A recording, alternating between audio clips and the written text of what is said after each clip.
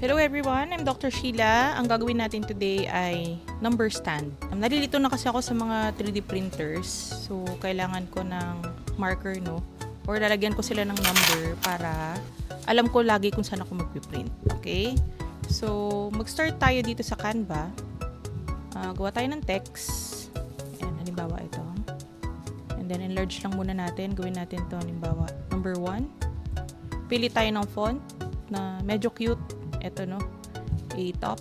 And, lagay tayo ng effects. Gawin natin tong 200. Gawin natin color black. And then, yung text, gawin natin white. Para hindi malito yung slicer pag ginawa na natin siyang 3D. Okay? So, ang next ko naman gagawin ay maglagay ng iba pang numbers. 2, 3,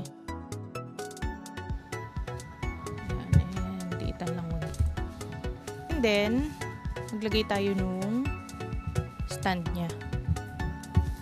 Hanap tayo ng shapes.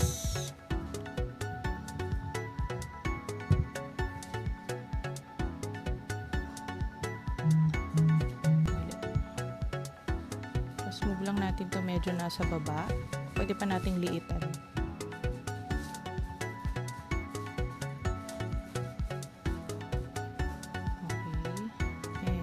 Copy-paste lang natin.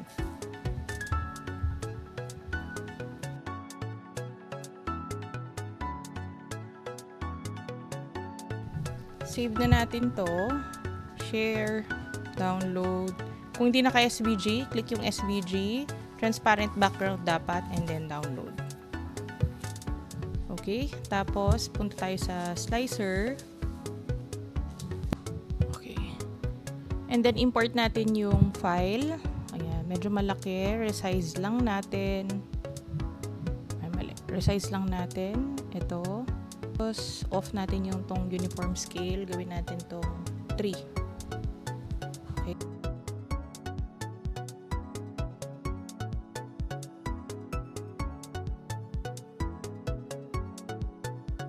After ma-split, click lang natin yung mga outline. Hold control. Tapos yan, piliin lang natin yung outline. Make sure na hindi maseselect yung loob, no? Makikita mo naman dyan, medyo faint lang. Pero ito yung outline.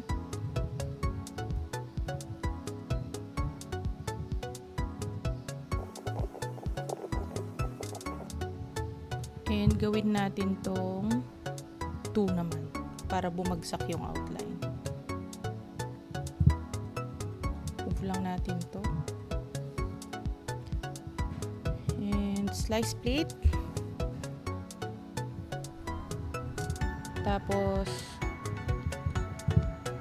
change filament para magpalit ng color.